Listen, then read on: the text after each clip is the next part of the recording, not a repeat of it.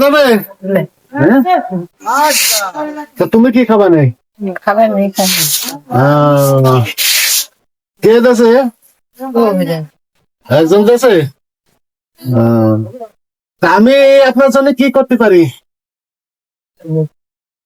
টাকা লাগবে? টাকা?